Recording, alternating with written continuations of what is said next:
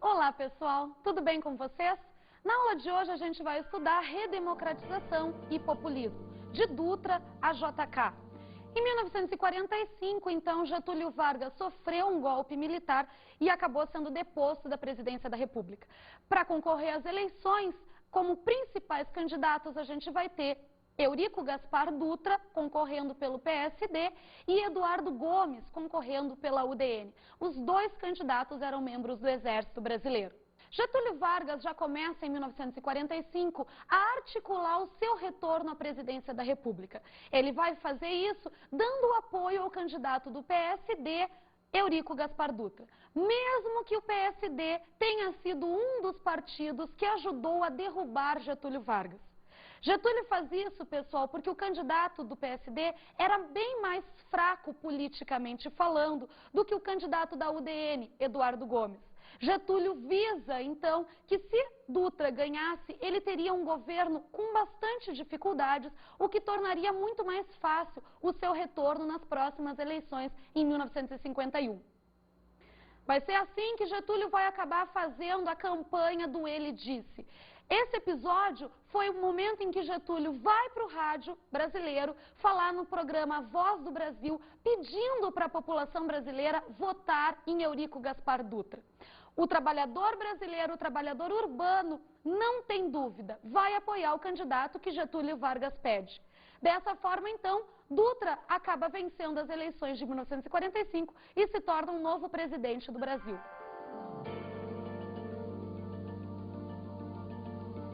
O que vai marcar o período a partir de Dutra até o golpe de 1964, em termos político-econômicos no Brasil, vai ser a disputa entre dois principais modelos. O modelo do nacionalismo e o modelo da internacionalização da economia. O nacionalismo, pessoal, ele vai diferir na internacionalização, não na origem do capital que vai ser investido para desenvolver o Brasil. Os dois modelos aceitam investimento de capital externo para promover o crescimento do país. Na verdade, a principal diferença vai ser na forma como esse capital deveria ser investido. Nacionalismo vai privilegiar a construção de estatais no país. Já a internacionalização não se impõe que venham empresas multinacionais para o país. Assim, nos dois modelos temos a presença do capital estrangeiro e nos dois modelos existe uma participação do Estado intervindo na economia. O principal diferencial entre os dois modelos, então, é que um vai propiciar, vai dar mais importância para a construção de estatais, onde o governo diretamente vai ser o responsável pelo desenvolvimento do Brasil, e no outro, multinacionais podem entrar sem problema nenhum no país. Quando Dutra começa o seu governo, ele vai ter que convocar uma Assembleia Nacional Constituinte para escrever uma nova Constituição. Afinal de contas, feita a redemocratização do país, a Constituição que vigorava durante o Estado Novo de Getúlio Vargas, a Constituição de 1937, não poderia mais ser válida. Era necessário uma nova Constituição legalizando esse novo período de abertura. É nesse contexto, então, que Dutra vai acabar escrevendo a Constituição de 1946. Como principais características dessa Constituição, temos a instauração do comparecimento compulsório dos ministros no Congresso Brasileiro, da mesma forma que esses ministros passaram a ser responsáveis por todos os atos que referendassem. Também vai ser instaurada nessa Constituição a formação de comissões parlamentares de inquéritos, ou seja, CPIs. Essas medidas estão sendo feitas por Dutra na tentativa de regularizar um pouco mais a situação política dentro do país. O mandato presidencial vai ser reduzido de 6 anos para 5 anos e ainda os direitos trabalhistas feitos por Getúlio Vargas vão ser agora anexados ao projeto de Constituição. O Plano Econômico de Desenvolvimento do Brasil vai estar inserido naquilo que ficou conhecido como Plano SALT. Plano SALT significa que as áreas onde Dutra pretenderia desenvolver o Brasil seria saúde, alimentação, transporte e energia. Vale a pena lembrar que Dutra está inserido dentro do modelo de desenvolvimento chamado de internacionalização da economia. Dessa maneira, Dutra vai acabar fazendo uma abertura desenfreada ao capital estrangeiro para o Brasil, o que vai acabar provocando uma grande desvalorização da moeda e, consequentemente, inflação. A crise econômica que se instaura no país durante o governo de Dutra acaba impedindo que o Plano SALT seja concretizado. Nos primeiros 2 anos do governo Dutra, ele tenta dar investimentos para essas áreas que o Plano SALT pretenderia abranger, mas logo em seguida, então, ele acaba desistindo devido à crise econômica que acaba se instaurando no país. Durante o governo Dutra também vamos ter a ruptura do país com a União Soviética. Isso porque, vale a pena lembrar, estamos vivendo agora, nessa década de 50, a chamada Guerra Fria, onde 2 modelos econômicos e políticos vão estar em disputa direta no mundo. O modelo capitalista, encabeçado pelos Estados Unidos, e o modelo socialista, onde o grande representante vai ser, então, os países da União Soviética. O Brasil acaba se alinhando definitivamente com os Estados Unidos e, por isso, vai romper com a União Soviética. Nessa conjuntura de Guerra Fria, então, também vai ser criado, não só por Dutra, mas por vários países da América Latina, o famoso Plano TIAR. Com influência direta dos Estados Unidos, esse seria um grupo formado pelas principais forças armadas de países da América Latina, onde um deveria ajudar militarmente qualquer país que sofresse ameaça de golpe socialista. Governos nacionalistas que interferissem nos interesses capitalistas, principalmente os interesses do capitalismo norte-americano, também poderiam ser invadidos pelos países pela força TIAR e serem derrubados. Esse plano ficou só no projeto, pessoal, ele nunca chegou efetivamente a acontecer. O governo de Dutra, gente, é marcado então, como Getúlio Vargas inclusive já previa, por uma crise econômica bastante forte. Dessa forma, não foi muito complicado que nas eleições seguintes à presidência da República, Getúlio Vargas vencesse, apelando para a ideia de que ele era o pai dos pobres, de que o seu governo conseguiu trazer crescimento e estabilidade econômica para dentro do Brasil. Getúlio acaba vencendo as eleições de 1951 e se tornando o novo presidente da República.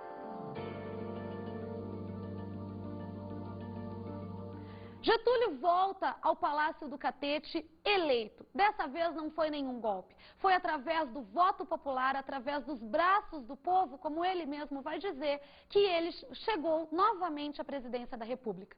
E esse seu segundo governo vai ter as mesmas características, ou as principais características, que marcaram a sua primeira etapa. Ou seja, um governo populista e um governo nacionalista.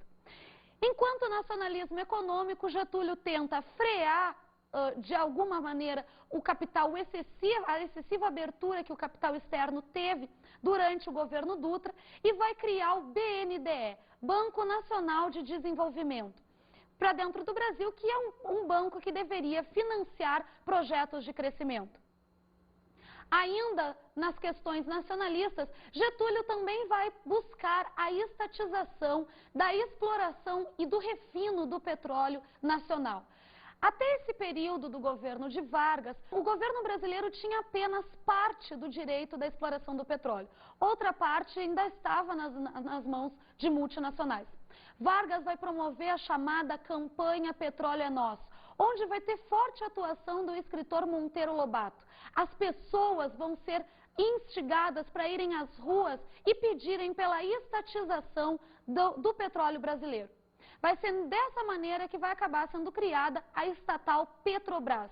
E o governo brasileiro passa a ter direito exclusivo sobre a exploração do petróleo nacional. O caráter populista de Getúlio Vargas também vai continuar sendo elaborado agora nesse segundo governo. A grande marca do populismo nessa década de 50 de Vargas vai se dar através da campanha de 100% do aumento do salário mínimo. Esse projeto foi feito por João Goulart, que na época era ministro da Fazenda de Getúlio e já considerado o principal assessor político de Vargas, onde ele vai tentar buscar essa solução para compensar a desvalorização que o salário teve devido à crise econômica instaurada durante o governo de Dutra.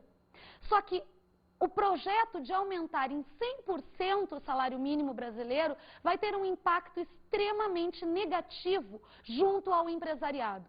Não vão aceitar, as elites brasileiras não vão aceitar fazer esse aumento.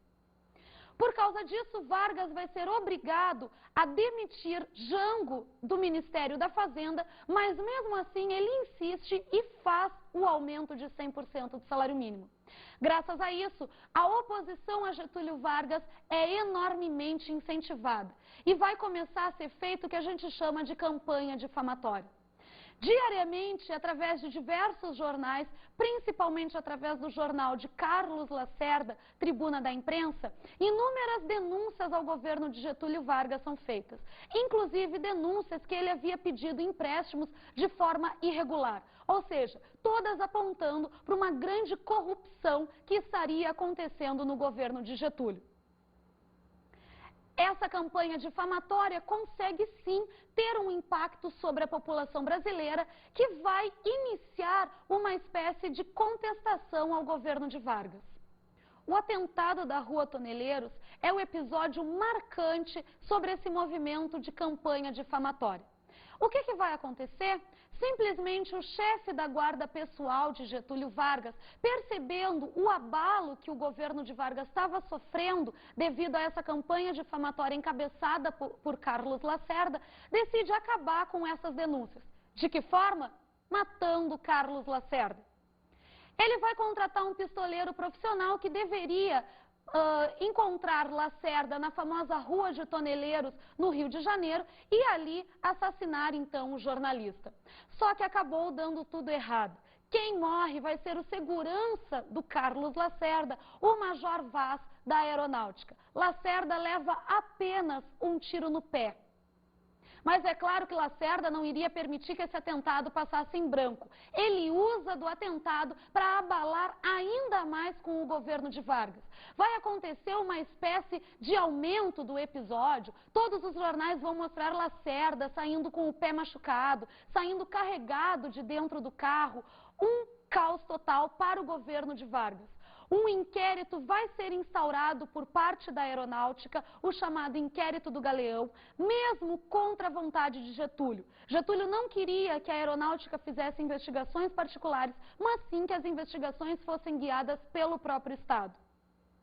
O Inquérito do Galeão acaba chegando no nome do assessor da guarda pessoal de Getúlio Vargas e, obviamente, se teria sido o guarda pessoal o responsável pelo atentado, obviamente se chegou então ao nome de Vargas.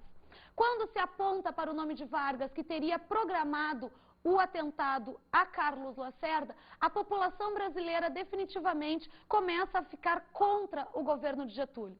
Uma análise importante que a gente pode fazer sobre esse atentado, pessoal, é que dificilmente teria sido o próprio Getúlio realmente que mandou assassinar Lacerda. Lacerda era o principal opositor político de Getúlio Vargas, pessoal. O grande projeto de Lacerda era, sim, chegar à presidência da República. E por isso ele se coloca contra Getúlio desde ainda o primeiro momento lá no Estado Novo. Dificilmente Getúlio, um estadista extremamente esperto, um político extremamente perspicaz, teria ordenado assassinar o seu principal opositor. Porque, claro, que o principal indicado para esse assassinato seria ele, o grande inimigo de Lacerda. Mesmo assim, Getúlio é acusado do assassinato de Lacerda e uma nova articulação a um golpe para depor o seu governo começa a ser feita por parte das Forças Armadas, do Partido Social Democrata, o PSD, e também da União Democrática Nacional, a UDN. Diante dessa ameaça de um novo golpe, Getúlio começa então a pensar numa solução. O que ele vai acabar encontrando é a alternativa mais radical, o suicídio. Vargas, o estadista, não vai admitir novamente ser retirado do poder. Mas o suicídio de Vargas é encarado por nós historiadores hoje como o último grande golpe, um golpe de mestre desse político importantíssimo para a história do Brasil, que foi Getúlio Vargas. Ao fazer o suicídio, Getúlio consegue impedir que os seus principais opositores, ou seja, a UDN, conseguissem chegar ao poder. As Forças Armadas também vão ter um adiamento de 10 anos no seu golpe militar por causa do suicídio de Vargas. Isso, gente, por causa da forma como o suicídio foi realizado. Vargas se mata e vai surgir nesse contexto, a famosa Carta-Testamento. Por muito tempo se discutiu se a Carta-Testamento seria falsa ou não. Atualmente, tudo indica que a Carta-Testamento que nós conhecemos não foi escrita por Getúlio no momento do suicídio, mas sim teria sido uma série de textos que Getúlio vinha elaborando na tentativa de dar um discurso em cadeia nacional para explicar para a população brasileira aquela situação de crise em que ele estava colocado a partir do atentado da Rua de Toneleiros. Os assessores de Getúlio, então, provavelmente o assessor de imprensa de Getúlio Vargas, teriam pego esses textos que Getúlio ditou antes do suicídio e teriam elaborado, então, a partir disso, a famosa Carta-Testamento. Essa carta foi lida em cadeia nacional no famoso programa de rádio, extremamente ouvido pela população brasileira, A Voz do Brasil. Após a leitura dessa carta, onde é colocado que Vargas deu a vida pelo povo brasileiro, acontece uma famosa comoção popular. Aquelas mesmas pessoas que dias antes estavam começando a fazer oposição ao governo de Getúlio, estavam começando a acreditar que Getúlio estava guiando o Brasil através de um sistema de corrupção, que Getúlio teria tentado assassinar Carlos Lacerda, essas mesmas pessoas agora vão para as ruas chorar pela morte do que elas consideravam como o pai dos pobres. Não bastando a comoção popular que a morte de Getúlio causou, as pessoas acabam se revoltando com as forças ocultas, que foi a expressão que Getúlio Vargas usou para denominar os seus principais inimigos, e fazem um verdadeiro quebra-quebra nas principais cidades brasileiras, como, por exemplo, São Paulo e Rio de Janeiro. As pessoas vão mirar principalmente a imprensa brasileira, porque era através desses órgãos onde a oposição a Vargas se tornava mais evidente. O jornal O Globo, por exemplo, é depredado nesse período e o jornalista Carlos Lacerda precisa fugir do Brasil porque ele começa a correr risco de vida.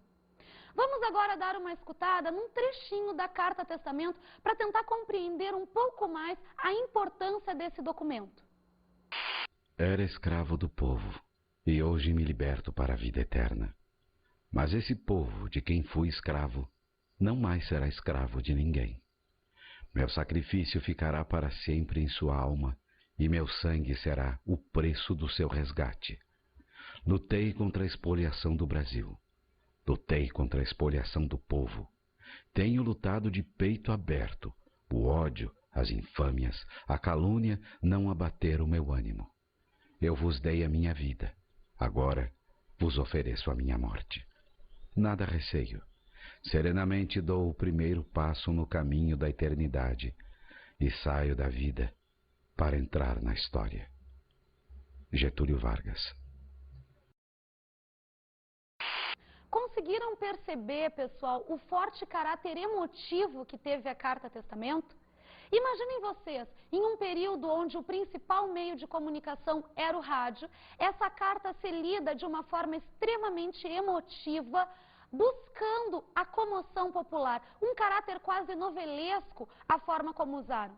É por isso, gente, que hoje, nas principais cidades brasileiras, existe em qualquer praça pública uma Carta-Testamento de Getúlio Vargas. Procurem aí na cidade de vocês onde está a Carta-Testamento de Vargas. Com o suicídio de Getúlio, novas eleições precisariam ser marcadas, mas enquanto não acontecessem, seria necessário colocar governos provisórios. O primeiro governo que entra vai ser Café Filho, que era, na época, vice-presidente de Getúlio Vargas. Café Filho sai alguns meses depois de assumir a presidência por motivos de saúde.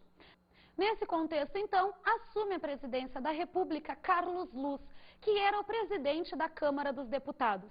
Durante o governo de Carlos Luz, vai acontecer as eleições presidenciais de 1955, onde sai vencedor Juscelino Kubitschek pela chapa PTB-PSD.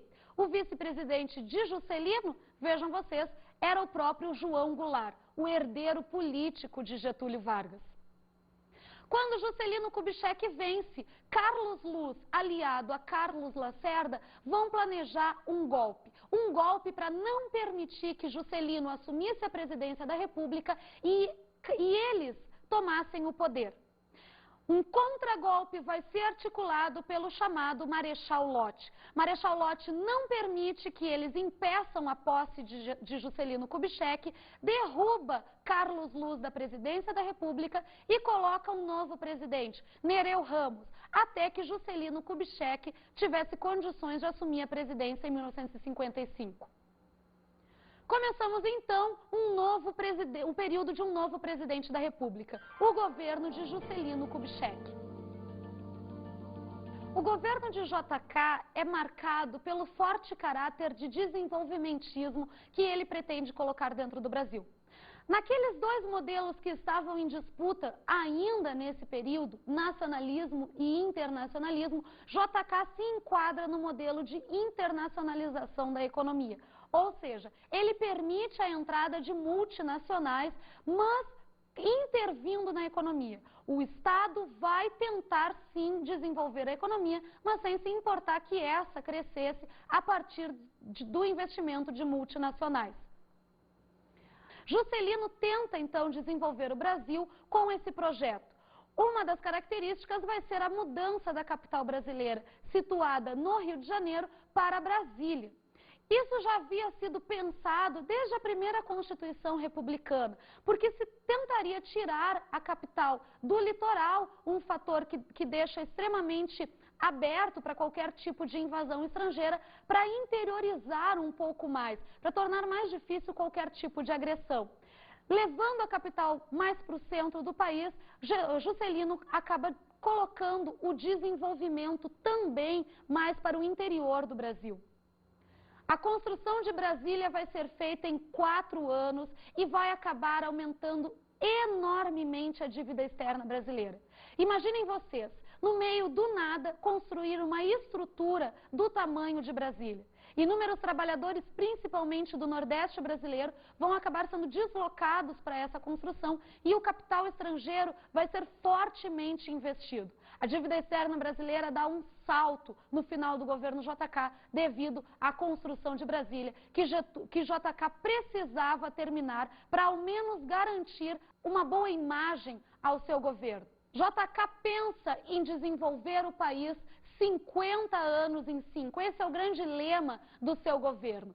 Nesse sentido, ele vai acabar trazendo para o Brasil uma série de indústrias automobilísticas, como, por exemplo, a Ford e a Volkswagen. JK chega a criar um chamado Grupo de Estudos da Indústria Automobilística, o GEA, para desenvolver um pouco mais esse setor aqui no Brasil.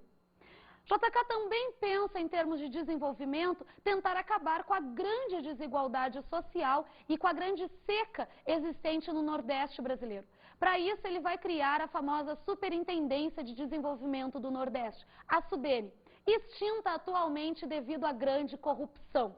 Ou seja, já no período JK, a SUDENE não tem um papel de maior desenvolvimento, que acaba propiciando maior desenvolvimento para o Nordeste.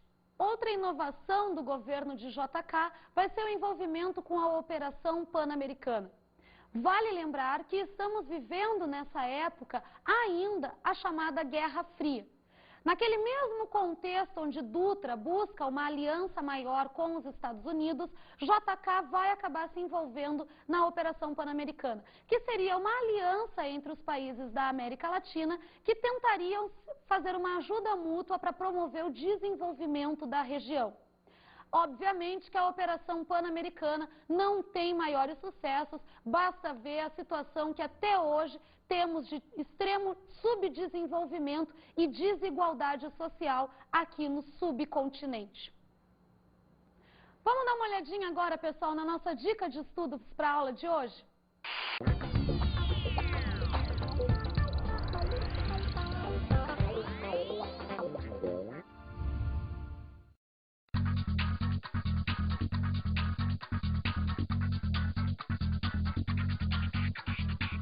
Olá, gente! A minha dica de estudos para a aula de hoje é vocês lerem o livro Brasil, de 1945 a 1964, do autor Edgar Luiz de Barros, coleção da História Contexto. Esse livro tem uma linguagem bastante simples e é uma espécie de resumo de todo esse período que a gente analisou.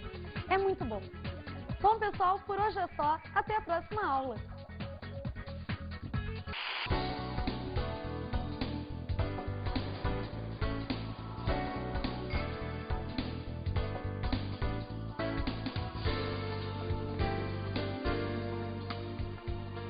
Na aula de hoje estudamos a redemocratização e populismo. Falamos sobre o governo Dutra. O governo Dutra foi marcado pela adoção do modelo econômico chamado de internacionalização da economia, onde ele vai fazer uma maior abertura a investimentos externos. Vimos o segundo governo de Getúlio Vargas. Getúlio manteve as práticas de populismo e de nacionalismo durante o seu segundo governo. Os grandes exemplos, enquanto o populismo é a campanha de aumento em 100% do salário mínimo e do nacionalismo a criação da Petrobras. Aprendemos sobre o governo de Juscelino Kubitschek. O governo de Juscelino Kubitschek é marcado por uma tentativa de forte desenvolvimentismo para o Brasil. Nesse sentido, temos a construção de Brasília, a criação da Sudene e o investimento na indústria automobilística. Bons estudos!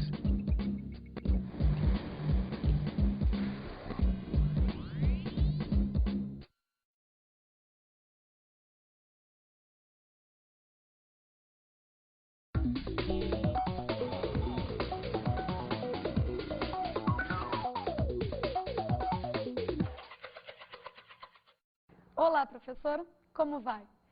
Para trabalhar a aula de hoje, eu sugiro que se leve para a sala de aula fontes primárias do período, na tentativa de mostrar a construção dos dois debates entre modelos econômicos, do nacionalismo e do internacionalismo, relacionando esses modelos econômicos com a questão da Guerra Fria.